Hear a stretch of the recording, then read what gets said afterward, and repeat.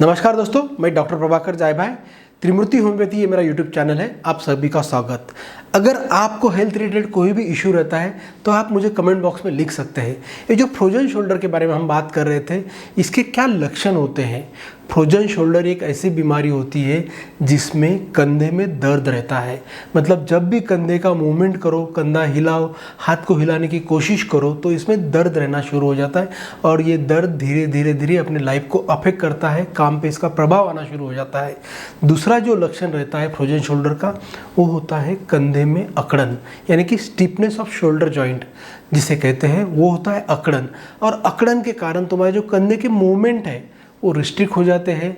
यही तीसरा लक्षण होता है कि restriction of movement off shoulder हो जाता है और इसको हिलाना भी मुश्किल हो जाता है, जिसके कारण पेशेंट अक्सर हमारे पास आते हैं और दिखाते हैं। इसमें अक्सर एक देखा गया है कि ये जो अपना हाथ है ये पीछे की साइड में जब डालने की कोशिश करो तो यहाँ बहुत ज़्यादा दर्द रहता है, या ये हाथ ऐसा ऊपर जाने की कोशिश करो तो ये जाता नहीं है, ये पूरा शोल्डर स्टिफ हो जाता है। इसी को फ्रोजन शोल्डर बोलते हैं।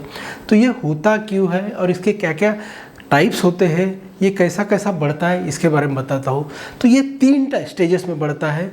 जो सबसे पहली स्टेज होती है फ्रोजन शोल्डर की, वो होती है पेनफुल स्टेज। इसमें क्या होता है, इसमें दर्द बहुत ज़्यादा रहता है, इसमें अकड़न उतना नहीं रहता है, इंटेंसिटी ऑफ दर्द बहुत ज़्यादा रहता है और ये रात में अक्सर बढ़ जाता है। और इसमें तुम्हारे कंधे के जो मूवमेंट है, शोल्डर के जो मूवमेंट है, वो रिस्ट्रिक्ट होना शुरू हो जाते हैं, मतलब ज़्यादा मूवमेंट हो नहीं पाते हैं। तो ये होता है पेनफुल स्टेज, फ्रोजन शोल्डर का फर्स्ट स्टेज। जो सेकंड स्टेज होता है उसे बोलते हैं फ्रोजन स्टेज, मतलब अकड़न वाली स्टेज।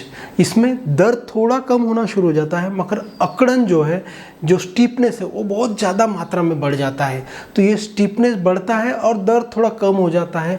तो इसमें क्या होता है कि तुम्हारे शोल्डर के मूवमेंट रिस्ट्रिक्ट हो जाते हैं, काम नहीं कर पाते हैं, रूटीन में ड्राइविंग नहीं कर पाते हैं, कंघी नहीं कर पाते हैं। ये सब जो होता है वो सेकंड स्टेज में होता है, जो कि फ्रोजन स्टेज होता है। पहला जो स्टेज पेनफुल स्टेज देखा, ये 3 से 9 महीने तक चल सकता है, और जो सेकंड फ्रोजन स्टेज है ये चलता है 4 से 12 महीने तक। और इसका तीसरा स्टेज भी आता है जिसको हम विगलन स्टेज बोलते हैं, थॉविंग स्टेज बोलते हैं, जिसमें ये धीरे धीरे से कम होना शुरू हो जाता है। तुम्हारे जो शोल्डर के स्टिफनेस है वो थोड़ा सा कम हो जाता है, मगर इसमें होता क्या है, इसको 12 महीने से लेके 42 महीने तक, मतलब 3-4 साल का ये प्रोसेस है।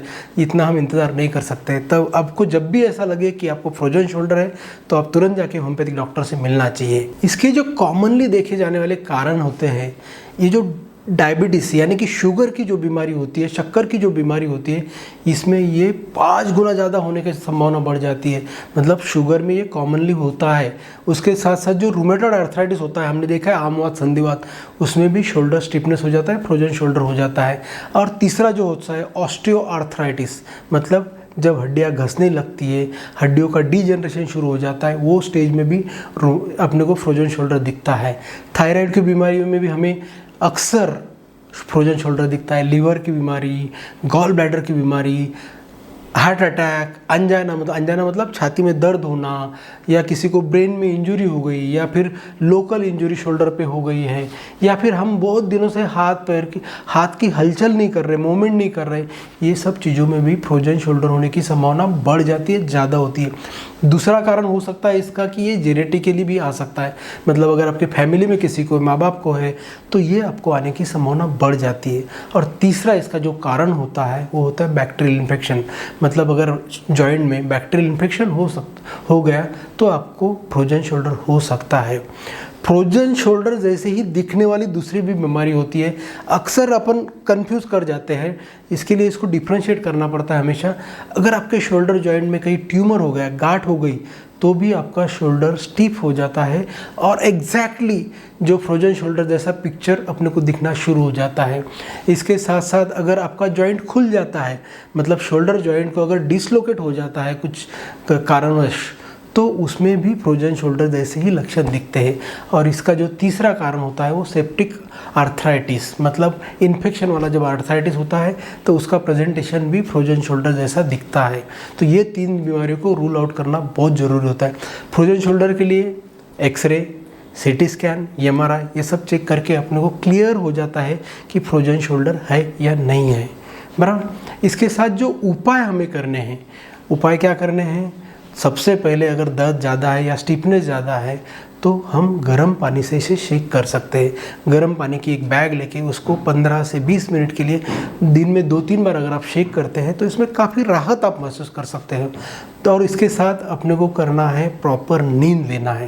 प्रॉपर नींद से हर बीमारी में आपको रिलीफ मिलता है। तो 6 से 8 घंटे की नींद प्रॉपर होने से आपकी हेल्थ अच्छी हो जाती है, बीमारियों में थोड़ी कमी आ जाती है और आप रिलैक्स हो जाते हैं। तो नींद प्रॉपर लेना बहुत ज़रूरी है। और इसका तीसरा जो उपाय है वो सबसे इम्पॉर्टेंट है। फ्रोजन शोल्डर में इसका बहुत एक अनन्य साधारण इम्पोर्टेंस है। ये इम्पॉर्टेंट चीज़ इसलिए है कि एक्सरसाइज करना बहुत ज़रूरी होता है। और एक्सरसाइज कौन सा, जो रेगुलर आपका एक्सरसाइज जो है, वॉक करना, साइकिलिंग करना, ये भी है। इसके साथ साथ शोल्डर के एक्सरसाइज अपने को करना पड़ता है। और वो जो शोल्डर के जो एक्सरसाइज होते हैं, इसमें 2-3 प्रकार के एक्सरसाइज होते हैं। सबसे पहला जो एक्सरसाइज होता है वो होता है पेंडुलम एक्सरसाइज। मैं इसका फोटो आपको साइड में दे रहा हूँ। जैसा कि आप अपना जो हाथ अफेक्टेड है, अगर आपका राइट हैंड में स्टिफनेस है तो लेफ्ट वाला हैंड आप टेबल पे ऐसा रख के ये हाथ को पूरा रिलैक्स कीजिए। और जैसा पेंडुलम घूमता है वैसा ये हाथ घूमेगा, सर्कुलेट होगा। ये सब होता है। जो बाजू में डायग्राम दिया गया है उसमें आपको दिखेगा कि ये एक्सरसाइज करना बहुत ज़रूरी है, जिससे अपना शोल्डर का मूवमेंट अच्छा हो जाएगा और शोल्डर रिलैक्स होना शुरू हो जाता है, स्टिफनेस कम हो जाता है। दूसरा जो एक्सरसाइज है, आप कोई भी दीवार के पास खड़े रहो, जैसे हम पैर से चलते हैं वैसे फिंगर से चलने की एक्सरसाइज है। मतलब अगर बाजू में दीवार है आपके तो फिंगर रख के उसको धीरे धीरे धीरे ऊपर चढ़ने की कोशिश करो। जहाँ दर्द होता हो रुक जाओ और वहाँ मार्किंग करके रखो। रोज़ थोड़ा वो मार्किंग से ऊपर जाने की कोशिश करो। ये चीज़ एक बार में 10 से 20 बार राउंड करो, ऊपर जाओ फिर नीचे आओ। तो ये शोल्डर में थोड़ा सा स्टिफनेस कम होने में इसकी हेल्प होंगे। थोड़ा जॉइंट मोबिलिटी बढ़ जाएगी तो रेंज ऑफ मूवमेंट हमारा बढ़ सकता है ये फिंगर वॉकिंग एक्सरसाइज से। इसके लिए बाजू में कोई भी सपोर्ट वॉल होना ज़रूरी है, कोई भी हार्ड सरफेस रह सकता है। और जो तीसरा जो एक्सरसाइज है वो तीसरा जो है शोल्डर का रोटेशन करना है। रोटेशन यानी क्या, अपने जो कंधे को मूवमेंट देना है चारों डायरेक्शन में, ऊपर, आगे, पीछे, नीचे। मतलब पूरा अगर आप जब भी घुमाते हैं एक डायरेक्शन में दूसरी डायरेक्शन में, तो ये होता है शोल्डर रोटेशन। एक एक्सरसाइज कीजिए। ये तीनों एक्सरसाइज आप एक साथ अगर करते हैं तो आपको काफ़ी मात्रा में रिलीफ मिल सकता है, मगर इससे परमानेंट रिलीफ नहीं होगा। परमानेंट रिलीफ के आपको क्या करना है, आपको सीधा जैसे आपको दर्द पता चलता है, आपको फ्रोजन शोल्डर पता चलता है, जाके होम्योपैथिक डॉक्टर को कंसल्ट करना चाहिए। आप मुझसे भी कंसल्ट कर सकते हैं। ये जो लंबी प्रोसेस है फ्रोजन शोल्डर की, क्योंकि ये धीरे धीरे बढ़ने वाली बीमारी है और स्लोली इसका प्रोग्रेस होता है, पेनफुल होता है, फिर स्टिफनेस आता है, आपकी रूटीन की लाइफ ख़राब हो जाती है। ये सब आपको बर्दाश्त करने की ज़रूरत नहीं है अगर आप होम्योपैथिक दवा लेते हैं। ना कोई भी सर्जिकल इंटरवेंशन करने की ज़रूरत है, ना ही कोई एनेस्थीसिया देके उसको रोटेट करके लेने की ज़रूरत है। होम्योपैथिक दवा आप जब भी लेंगे डॉक्टर के पास आप पूरी हिस्ट्री दीजिए, आपके डिटेल दीजिए। वहाँ से आपको पता चलेगा कि डॉक्टर ने हिस्ट्री लिया और आपको मेडिसिन दिया है, और आपको 1 या 2 महीने में ही रिलीफ होना अच्छे से शुरू हो जाएगा। आपको 3-4 साल वेट करने की ज़रूरत नहीं है। ये बीमारी वैसे ठीक होने में काफ़ी मंथ्स लेती है, मगर होम्योपैथी इसको तुरंत रिलीफ करने की कोशिश। दर्द तो आपका बहुत ही जल्दी ख़त्म हो जाएगा और इसको पूरा ठीक करने में थोड़ा वक्त लगता है। तो आप होम्योपैथी को प्रेफर कीजिए और होम्योपैथी से आप पूरे ठीक हो जाएंगे। Thank you very much.